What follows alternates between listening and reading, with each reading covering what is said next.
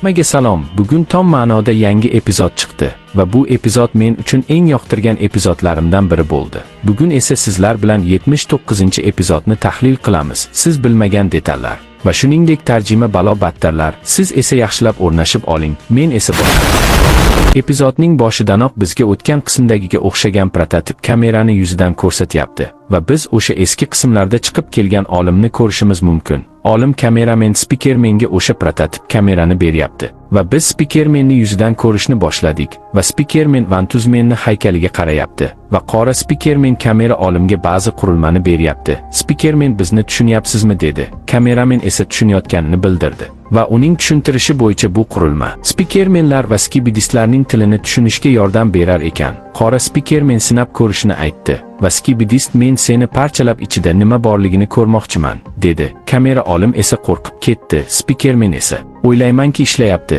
dedi. Bu vaqtda kamera detektiv keldi va olim kameramenga berilgan qurilmani olib qo'ydi. Chunki u skibidistlardan bir necha ma'lumotlar oladi. Xuddi qizil kameramendek. Keyin politsfalni TV men teleport qildi va jahl ustida u 1 soatdan beri yuklarni teleport qilib charchab ketganini aytdi. Aytgancha mana bu yerda kresloni ko'rishimiz mumkin. Sirli agent bizni hali hamon kuzatmoqda. Politsfalni TV men aytdi. Bu mo'jiza bizni hali ham topa olmagani dedi va shu zahoti Astro Toilet bazaga kirib oldi va tezda uni zarartirishdi.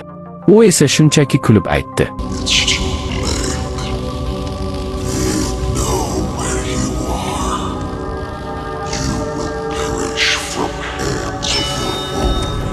TV Woman esa uni o'ldirishga tayyorlanib turgan edi. Ammo orqa tarafidan Simp kameramen chiqib keldi. Aytgancha u katta darajadagi quvvatni olyapti. Uni katta janglarga tayyorlayotgani yaqqol aniq. Simp esa TV Womanni shunchaki chetlab o'tib, Astro Toiletni o'zining gigachat qo'li bilan yondirib, keyin esa portlatib yubordi. Kameramen olim esa uni o'zining joyiga qaytishini buyurdi va u kirib ketishidan oldin TV ayolni turtib o'tib ketdi. Agar unga yaxshilab qarasak, u o'zining hissiyotlarini kamerasi orqali boshqarishi mumkin. Qolgan kameramenlar esa bunday qila olishmaydi. Aytgancha ancha vaqt oldin bunday degan animator ham serialida shunday qilgan edi. Menimcha bu tasodif emas. Xullas, trevoga cholindi. Sharfdagi TV men esa bizga ko'proq vaqt kerak edi, dedi va bazaga o'sha 25-sezondagi yarim skibidist kirib keldi.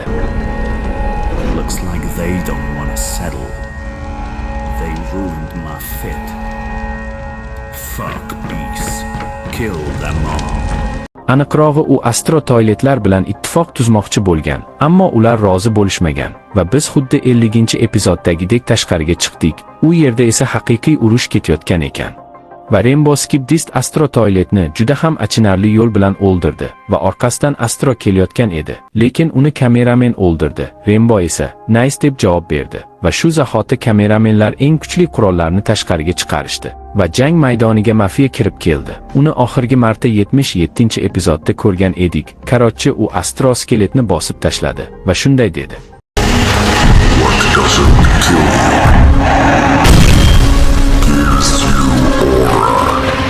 Michael Jackson ham bir necha Astro Toiletlarni o'ldirib maydonga keldi va mafiya, "Malades qirol" dedi va Rainbow ham "Malades Michael" deb aytdi va maydonga yana 2ta Astro Toiletlar keldi. Rainbow, biz sizlarga vaqt yaratib beramiz, dedi. Keyin esa astrolarning orqasidan Gertsaginya uchib keldi va kameramenlar sirazu unga o't ochishni boshlashdi. Ammo Gertsaginyada juda ham katta qalqon paydo bo'ldi. Kameramenlar nima qilsa ham foydasiz edi. Gertsaginya ahmoqlar dedi va Gertsaginya kameramenlarning bazasini ustiga o'tirib oldi. Aytgancha u yerda Robert ismli kameramen ham bor edi. Agar Gertsaginyani qo'liga qarasak pichoqlarni ko'ramiz. Bu pichoqlar Titan TV menga tegishli edi. Karotchi Gertsagini aytdi. You have no idea who's coming. Bu so'z sizlarga hech narsani eslatmayaptimi? Endi mana buni ko'ring. You have no idea who's coming. Gap shundaki, Toilet Astro Gertsaginyani otasi bo'lishi mumkin. Chunki ikkalasi ham ko'zdan lazer otadi va ikkalasi ham bir xil kuladi. Bu ma'lumotlar hamma yerda yuribdi va bu teoriyani inkor qila olmaymiz. Xullas katta teleport paydo bo'ldi va u yerdan Titan TV men gapirishni boshladi.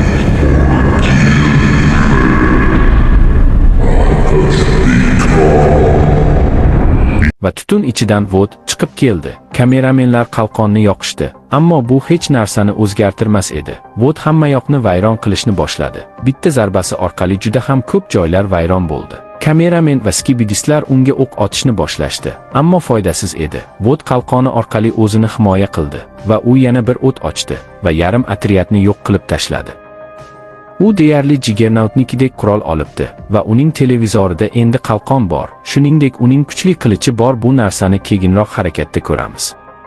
Xullas, kamera o'rgimchaklar vodga o't ochishdi, ammo u o'zining pichoqlarini chiqardi va Strayderlarni vayron qilib tashladi. Aytgancha bunaqa pichoqlarni Gertsaginiyada ham ko'rdik. Maydonga mo'ylanik skibidi olim chiqib keldi va bor kuchi bilan o't ochishni boshladi. Vod esa bitta o'q orqali javob berdi, ammo u snaryadni kolonkalar orqali ushlab qoldi va abratni yubordi. Vod sal yaralandi, ammo u qilichi orqali mexa kostyumni vayron qilib yubordi. Skibidi olimning kostyumini ichidan Kleiner chiqib keldi va maftunkor dedi va Vod yana o't ochdi, lekin Kleiner qochishga ulgurib qoldi va Vod bizga achinarli qarab turardi. Gertsaginiya, o'zingni qo'lga ol, kosmos qichqiriqlarni eshitmaydi, faqatgina kuch gapira oladi, dedi va biz Vodga qaradik. Gertsaginiya kular edi. Kameramenlar esa yana bir jangni boshlashdi. Bizning spikermen kameramenlarni to'xtatishga harakat qildi va ular ketishini so'radi, ammo kameramenlar unga quloq solmadi. Keyin esa Vod o'zining televizorini oldi va qizil nurlanish hosil qildi. Shuning bilan epizod tugadi. Shuningdek, bizga bir necha o'xshash voqealarni ko'rsatdi. Masalan, 50-epizoddagi hodisalarga juda ham o'xshab ketadi va shuningdek 67-epizodda mexa kostyumli olim va Titan TV men jang qilgan edi.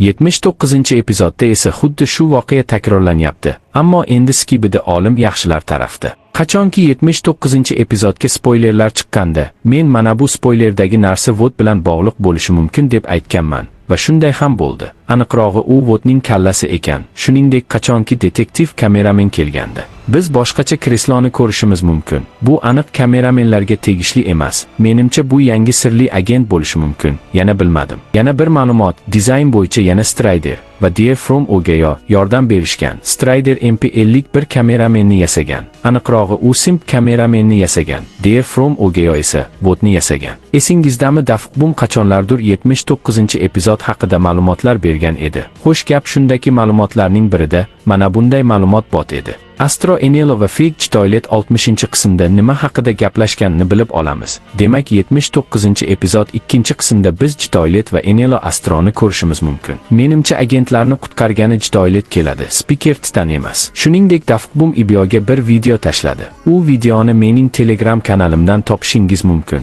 Agarda tahlilim yoqqan bo'lsa, bitta like bosib qo'ying. Shuningdek, obuna bo'lishni unutmang. Hammaga xayr, ko'rishguncha.